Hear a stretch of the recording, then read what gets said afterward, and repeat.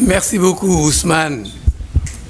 Je ne suis pas connu pour être discipliné, ni pour être particulièrement friand des convenances protocolaires. Mais il en est une à laquelle je me soumettrai bien volontiers ce soir. C'est celle qui consiste à adresser mes premiers mots à toi, Ousmane, notre hôte, et ce sera pour te dire merci de nous accueillir ici et de me donner l'occasion de retrouver ici un certain nombre d'amis, un certain nombre de complices intellectuels, un certain nombre de frères que je n'ai pas eu l'occasion de voir depuis quelques années. Je voudrais aussi remercier d'entrée de jeu Ousmane Kane, que je n'ai pas vu non plus depuis un certain nombre d'années, et je voudrais le remercier d'avoir pris l'initiative avec Ibrahim Assal de mettre sur pied une maison d'édition, ce qui est une entreprise courageuse de fait, et d'avoir créé cette collection qui s'appelle Intellectuel et Savoir, et d'y avoir accueilli Ndiawar Kane, qui a toutes les qualités, évidemment, pour figurer dans cette collection. Merci également à Ndiawar d'avoir demandé à ce que je sois panéliste aujourd'hui, ce que j'accepte évidemment avec grand plaisir. Mais me tournant vers vers Ousmane, et en me remémorant quelque peu mon époque, où j'étais plus jeune et peut-être plus radical, il y a une expression qui était très usitée et qui consistait à parler de filon prometteur. Dans le monde de l'édition, le filon prometteur désignait des auteurs qui étaient généralement assez jeunes et dont on pensait que la production littéraire allait connaître des succès de librairie. Je n'aimais pas du tout cette expression parce qu'elle me semblait connoter une idée de marchandise qui renvoyait à ce que l'on appelait, dans le langage des situationnistes, la société du spectacle, l'aliénation marchande, le règne du profit, de la marchandise, y compris de la marchandisation de la culture. Je n'aimais donc pas cette expression, mais voilà que paradoxalement, c'est l'expression qui me vient à l'esprit lorsque je lis les œuvres de Ndiawar et que je pense à Ndiawar comme écrivain. Et si j'étais à votre place, Ousmane, éditeur, je me serais empressé de le fidéliser en lui proposant des contrats qui les lient à moi pour quelques années à venir, parce que, de toute évidence, c'est un filon prometteur. Mais ne parlons pas toujours des contrats en public, parce qu'entre filon et filou, il n'y a que la dernière lettre qui change, et peut-être il faut que nous nous gardions d'évoquer cela en public. Pour revenir sur un mode plus sérieux et sur l'ouvrage qui est lancé aujourd'hui, je vais dire tout de go que ce livre, je l'ai aimé. J'ai reçu ce livre un samedi. Il était 13h. J'étais sur l'avenue Blaise Diagne, à l'intersection avec l'avenue El Hadj Malick Sy, quand j'ai reçu un appel téléphonique de Ndiawar le jeune, Abda Ndiawar, qui m'a dit « Tonton, j'ai un livre pour vous ». J'ai dit « Un livre de qui ?» Il me dit « De votre ami Ndiawar ». Je me suis tout de suite arrêté et je ne sais par quel rodéo ou gymkhana, 5 minutes après cet appel téléphonique, Abda Ndiawar Kane était derrière moi. Il avait peut-être reçu les bénédictions de la mosquée omarienne, puisqu'il m'avait dit qu'il n'était pas loin de la mosquée omarienne. Et il m'a remis ce livre, il était 13h. J'étais en train de faire des courses, je suis rentré chez moi en fin d'après-midi, et j'ai commencé à lire ce livre, il était 18-19h. J'ai fini de le lire à 23h, un samedi, et le lendemain, j'ai envoyé une note à Ndiawar en lui disant combien j'avais été captivé par ce livre, captivé au point de laisser refroidir le Latiri Ako qu'une bonne âme et amie à moi m'avait préparé et dont je fais un usage immodéré habituellement les samedis. Ce jour-là, je ne l'ai pas mangé parce que j'étais plongé dans la lecture de ce livre.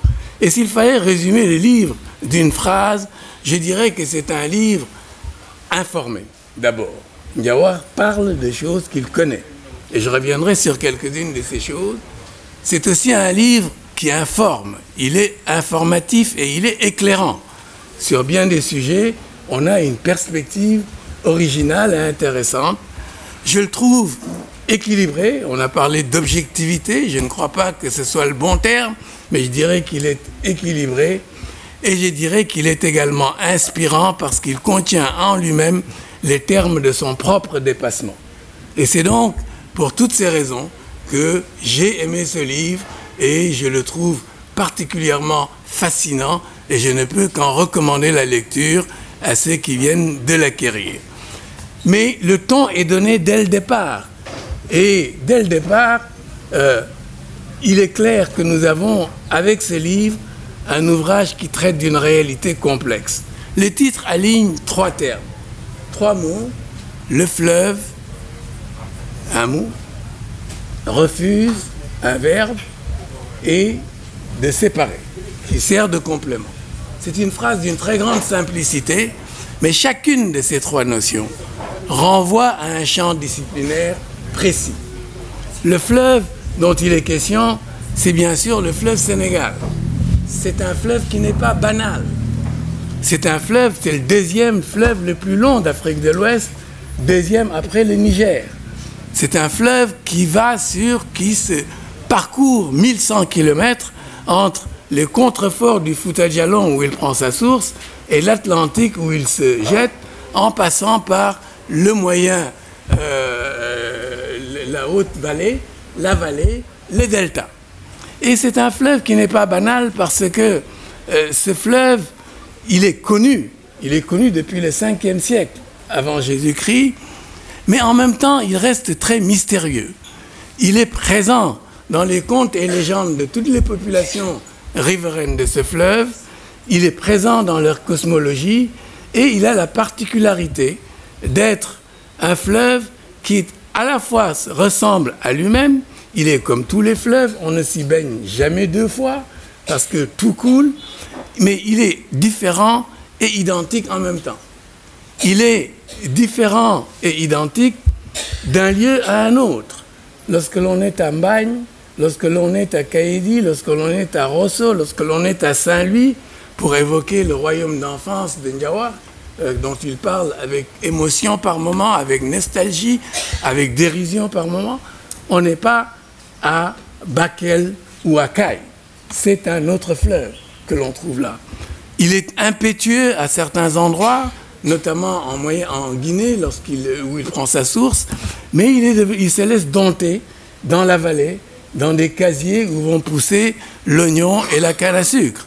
Et dans d'autres parties, il se laisse véritablement maîtriser et avec travers ses méandres, il arrose des berges comme s'il les caressait. Et ce fleuve, qui est capable d'être à la fois menaçant mais aussi chargé de douceur, ce fleuve marque évidemment les terres, les terroirs et les territoires qu'il partage. Il n'est pas le même non plus en fonction des heures de la journée. La couleur du fleuve change à l'aube, à l'aurore, au crépuscule, lorsque le soleil est au zénith. C'est un fleuve identique mais différent que l'on trouve. Il n'est pas le même non plus, mais il est le même en fonction des saisons. Les odeurs du fleuve changent. Et ce fleuve, qui est donc source de vie, qui informe les vies des communautés qui en sont riveraines, ce fleuve, il n'est pas sous la plume de Ndiawar un objet inanimé, il est au contraire un sujet et un sujet d'histoire. Et ce n'est pas étonnant que dans le titre que Ndiawar a donné à son livre, le fleuve refuse de séparer, que ce fleuve Sénégal soit le sujet. Et ce fleuve, il refuse. C'est le 2e terme que l'on retrouve dans le titre. Le refus est un titre qui a une connotation négative. Refuser, c'est dire non. Mais en réalité, quand on y réfléchit bien, le refus est la condition pour qu'il puisse y avoir dialogue. Là où il n'y a pas de refus, il n'y a pas de possibilité de dialogue. Le refus est la condition d'existence de la société, de la citoyenneté, parce que il n'y a pas, sans la liberté de blâmer, il n'est pas d'éloge flatteur, disait Beaumarchais, et sans la possibilité de dire non, il n'y a pas de liberté possible. Ce fleuve est donc devenu sujet, il devient la condition. Il refuse Et ce faisant, il ouvre la porte à un dialogue. Il permet une citoyenneté, et je crois que c'est aussi un terme important à considérer dans ce titre. Et en troisième lieu, le troisième élément de ce titre, c'est qu'au fond, qu'est-ce que refuse ce fleuve? Ce que ce fleuve refuse, c'est la séparation. Et je crois qu'il y a là un élément important à prendre en considération, parce que la séparation est, en sciences expérimentales particulièrement, un moyen d'analyse, un moyen de découvrir le réel, qui consiste à décomposer une réalité complexe en des entités simples que l'on peut maîtriser. Ça, c'est du point de vue des sciences expérimentales. Mais dans le texte et dans le contexte d'ici, c'est un concept opératoire. Et le concept opératoire renvoie à des enjeux de pouvoir. Séparer est un moyen d'affaiblir des communautés. Et ce n'est pas étonnant si les puissances impériales et impérialistes en ont fait un concept opératoire, parce qu'elles étaient parfaitement conscientes du fait qu'en séparant les communautés, en instaurant des barrières entre elles, elles affaiblissaient leur unité organique et du même coup les affaiblissaient. Et de l'érection de ce principe de séparation en mode de gouvernement, nous avons des exemples qui ont été tragiques. Le premier, sans doute, celui qui me vient à l'esprit en tout cas, c'est la vivisection qui a été opérée sous la forme de la course au clocher qui a démarré après la conférence de Berlin tenue entre octobre 1884 et février 1885, si l'historienne le confirme. Mais l'autre exemple qui me vient à l'esprit, c'est évidemment l'éclatement de la fédération, la balkanisation qui a été opérée au lendemain de la Seconde Guerre mondiale et qui a donné naissance à une espèce d'émiettement des peuples africains de l'Afrique de l'Ouest et du Centre. Et c'était des formes archétypales d'une certaine manière, mais la forme achevée de la séparation, elle nous sera donnée par le régime de l'apartheid qui, en instaurant une séparation sur des bases raciales et ethniques, fera des communautés soumises à ce régime des victimes qui auront du mal à se relever de ces choses-là, et des victimes dont la culture, qui était plutôt celle de l'Ubuntu, de la communauté, aura été sacrifiée dans cette affaire. Il y a donc, je crois, dans le titre, évidemment, des références à la géographie. C'est l'aménagiste, le géographe aménagiste fait intervenir l'écologie. Le militant du mouvement démocratique s'arme des lumières de la science politique pour comprendre les inégalités et les systèmes de domination. Et le philosophe s'arme de la sagesse foutanké pour comprendre qu'on ne devient soi qu'en étant avec les autres et que la séparation est quelque chose qui menace l'unité organique des communautés. Et je crois qu'il y a là une manière de rendre intelligible un ensemble que Edgar Morin aurait considéré de complexe. Et évidemment, pour arriver à une telle intelligibilité, Ndiawar a dû se doter d'un appareillage conceptuel que j'appelle le Nyeti Abdou de Ndiawar, comme celui qu'il porte. L'un de ses habits, c'est effectivement la géographie. Ndiawar est géographe et Penda l'a rappelé, Ndiawar est géographe et les biotopes du Sahel, il en a une connaissance approfondie, mais Ndiawar, c'est aussi un militant politique pour qui la science politique permet de comprendre les systèmes de domination et ce qui paraît un oxymore, les démocraties inégalitaires qui ont cours dans le Wallo et le Fouta en particulier, et aussi cette philosophie du terroir, etc. Alors, si d'aventure l'éditeur, M. Kahn, était assez habile ou assez proactif pour fidéliser Ndiawar, je lui dirais, faites-lui signer un contrat pour écrire 3 livres qui, chacun, développerait de manière plus affirmer en quelque sorte le tropisme qui est derrière le titre. Mais ce ne serait pas suffisant. Le filon aurait été exploité, mais il y a un dernier livre que Ndiawar pourrait écrire, c'est celui qui rassemblerait tout cela sous un fil conducteur, un fil d'Ariane qui serait le développement. Parce que je crois que, au-delà du Foutanké, au-delà du militant de la démocratie, au-delà du géographe, Ndiawar est aussi, et peut-être essentiellement, at the end of the day, un militant du développement.